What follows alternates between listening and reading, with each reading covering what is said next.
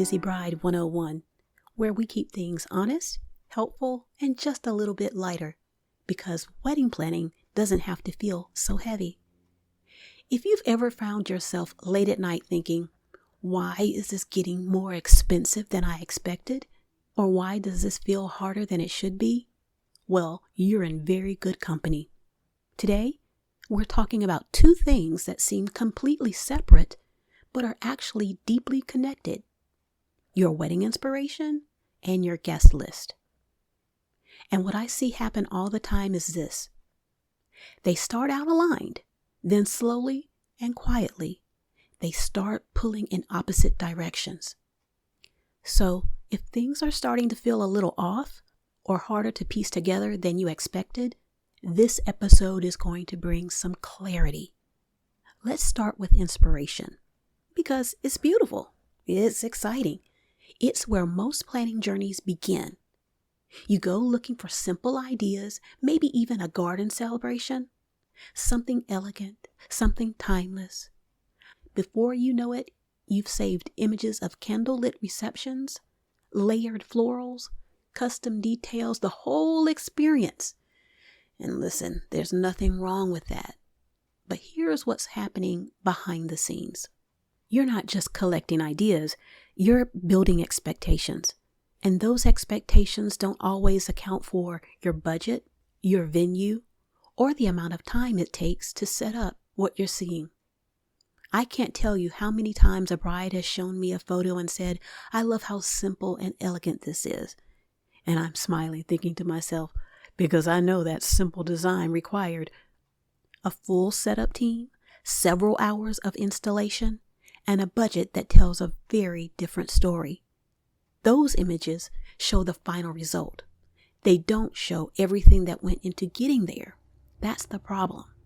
And this becomes very frustrating because expectations are built here, but decisions are made within actual logistics.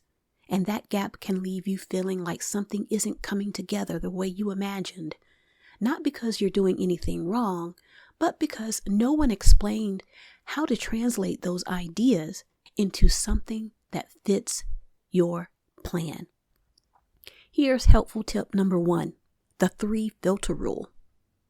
Before you commit to any idea, run it through these 3 filters. The first, does this fit my venue? In other words, can the space realistically support this setup? Number 2, does this fit my budget? Not the ideal number, the one you're actually working with. And part 3 of this filter, does this fit my guest experience? Translation, will this still feel cohesive with the number of people attending? If it checks all 3, keep it. If not, adjust it so it works for your day, because you don't need to lower your expectations. You just need to shape them into something that fits your overall plan. Now let's talk about your guest list, or what I like to call the one part of your wedding planning that quietly grows when you're not looking. You probably started with a number that felt good, maybe around 75 guests, something intimate, manageable, exactly what you pictured. And then, little by little, your mom has a few people she'd love to include.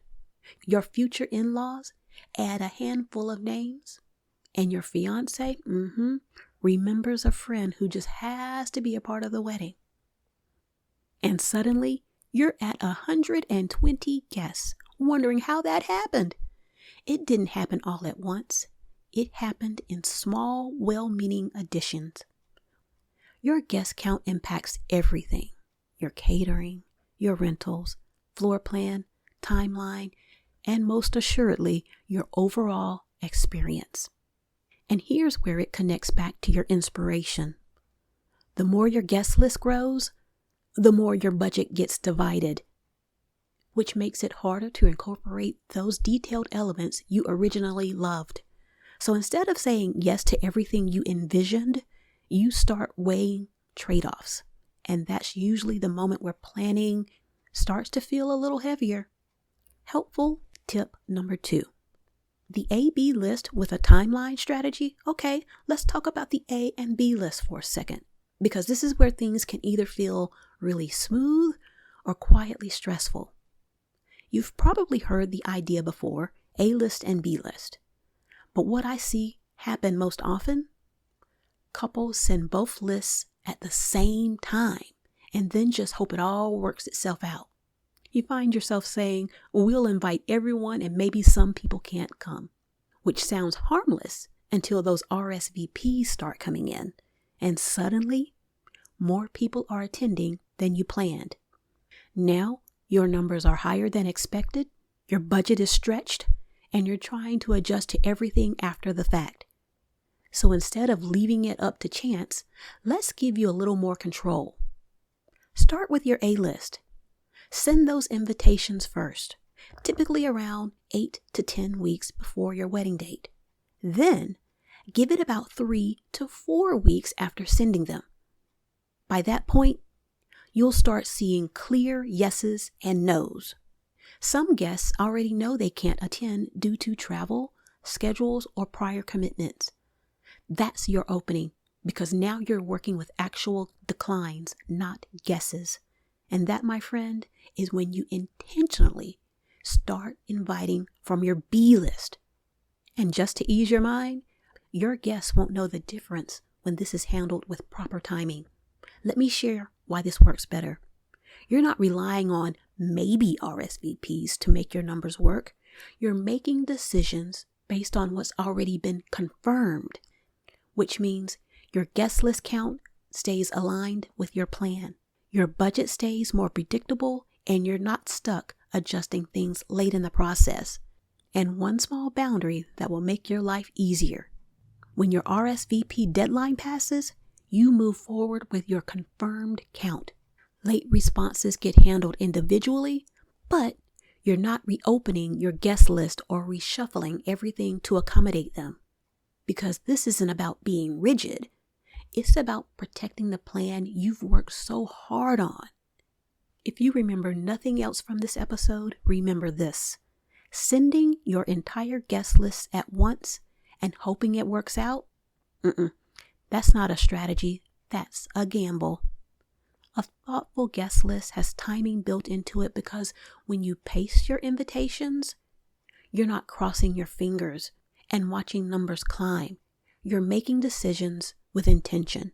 And that's the difference between feeling in control of your wedding and feeling like your wedding is controlling you. Now let's connect the dots. You have a collection of beautiful inspiration and a guest list that's growing, and they're pulling your plans in different directions. More guests means more of your budget is spread out, which means fewer opportunities for those detailed decision elements. That tension you're feeling, this is where it's coming from. Here's the shift that changes everything. Instead of asking, what do I want this to look like? Try asking, what do I want this to feel like, and how many people fit comfortably within that experience? Because a 75-person wedding and a 150-person wedding create two completely different atmospheres. Neither is wrong. They just require different priorities. Here's the key takeaway. You're not behind, and you're not doing this wrong. You're just making decisions no one has ever walked you through before. Your inspiration isn't the problem. Your guest list isn't the problem. They just need to be aligned. So this week, here's your next step. Take a look at your guest list. Separate it into A and B. Set your invitation timing before anything goes out and revisit your inspiration with a little more structure behind it. And if things start to feel clearer, even just a little bit, that's exactly what I want for you. I'll see you in another episode of Busy Bride 101, where we'll keep things thoughtful, practical, and just a little more manageable. Hey, don't forget to click and subscribe for more. See you next time.